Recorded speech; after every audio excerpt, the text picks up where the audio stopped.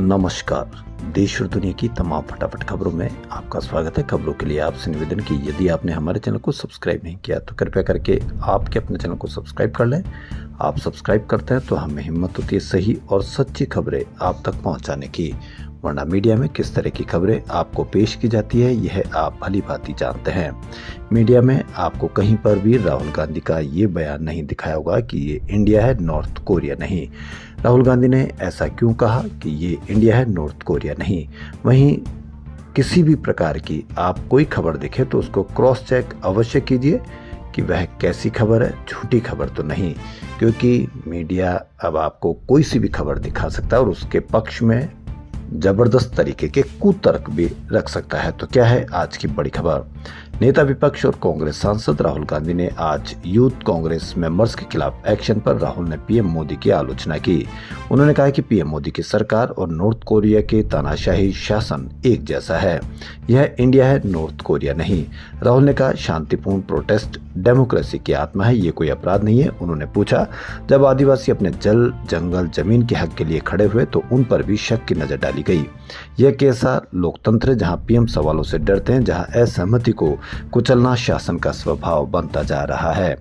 दरअसल दिल्ली में आयोजित एआई समिट के दौरान यूथ कांग्रेस मेंबर्स ने शर्ट उतारकर प्रोटेस्ट किया था। इस संबंध में दिल्ली पुलिस 3 सदस्यों को गिरफ्तार करने शिमला पहुंची थी। इसके बाद हिमाचल पुलिस ने दिल्ली पुलिस को उन्हें ले जाने से रोक दिया था। राहुल ने ये बातें गिरफ्तार 3 यूथ कांग्रेस कार्यकर्ताओं को दिल्ली वापस लाने की इजाजत मिलने के बाद कही। जेफरी एप्स्टीन से जुड़े हाल में सामने आए दस्तावेज में एक पुरानी तस्वीर वायरल हो रही है जिसमें दिवंगत ब्रिटिश वैज्ञानिक स्टीफन हॉकिंग 2 बिकनी पहनी महिलाओं के साथ नजर आने। यह तस्वीर 2006 की बताई जा रही है। परिवार ने साफ किया कि फोटो में दिख रही महिलाएं उनके लंबे समय से देखभाल करने वाली केयर गिवर थी और किसी भी तरह के अनुचित व्यवहार के आरोप निराधार हैं। तस्वीर कथित तौर पर कैरिबियाई द्वीप सेंट थॉमस के रिट्ज कार्लटन होटल में ली गई थी। यहाँ मार्च 2006 में एप्स्टीन ने एक वैज्ञानिक सम्मेलन का आयोजन कराया था। उस कार्यक्रम में 21 अंतर्राष्ट्रीय वैज्ञानिक शामिल हुए थे। गुजरात के सूरत में हजीरा स्थित आर्सेलरमित्तल निप्पॉन स्टील कंपनी में आज सुबह हंगामा हो गया। वेतन वृद्धि की मांग को लेकर हड़ताल पर उतरे कर्मचारी अचानक बेफर गए। उन्होंने 10 से ज्यादा गाड़ियों में आग लगा दी। इतना ही नहीं, प्रदर्शनकारियों ने पुलिस टीम पर भी हमला किया जिसमें महिला डीसीपी घायल हो गई। वेतन वृद्धि की मांग को लेकर 5000 कर्मचारियों ने काम रोका। कंपनी के बन रहे नए प्लांट में आज सुबह 5000 से ज्यादा कर्मचारी अचानक काम छोड़कर हड़ताल पर चले गए। हड़ताल की मुख्य वजह काम के घंटों में हुई बढ़ोतरी को कम करने और वेतन वृद्धि है।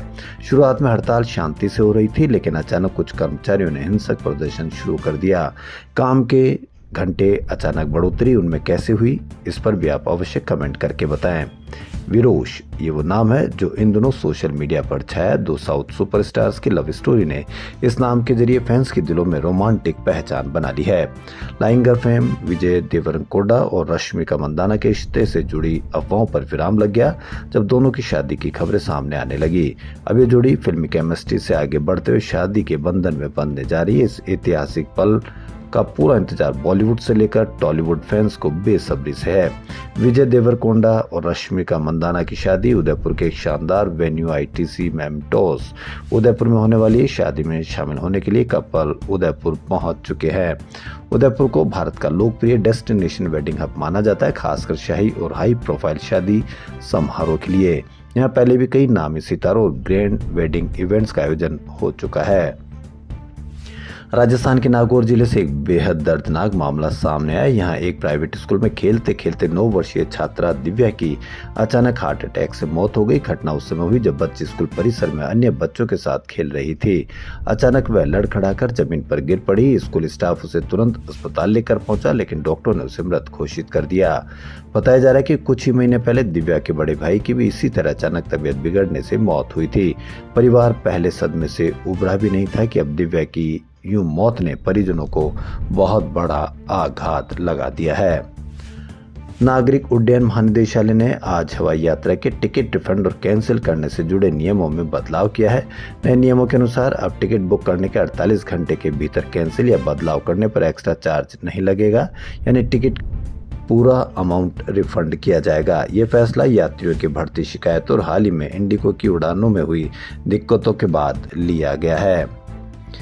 केंद्र सरकार ने आज साफ कर दिया कि सिम बाइंडिंग के नियमों को लागू करने की 28 फरवरी की डेडलाइन नहीं बढ़ाई जाएगी। नए नियमों के तहत मोबाइल में सिम कार्ड न होने पर WhatsApp, Telegram, Signal, Snapchat, ShareChat, Jio chat, Arattai और जूश जैसे मैसेजिंग ऐप काम नहीं करेंगे।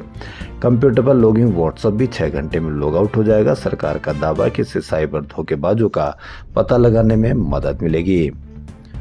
प्रधानमंत्री मोदी ने इजराइल दौरे का आज आखिरी दिन है। मोदी दौरे के दूसरे दिन सबसे पहले यरूशलेम के होलोकास्ट मेमोरियल याद वोशम पहुंचे।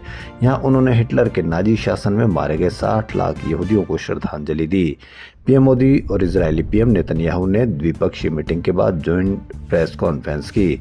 इस दौरान बताया गया कि इजराइल में भी अब भारत का यूपीआई पेमेंट सिस्टम चलेगा। पीएम ने कहा कि भारत जल्द इजराइल के साथ फ्री ट्रेड एग्रीमेंट करेगा। तो देश और दुनिया की तमाम फटाफट खबरों में फिलहाल इतना ही। धन्यवाद।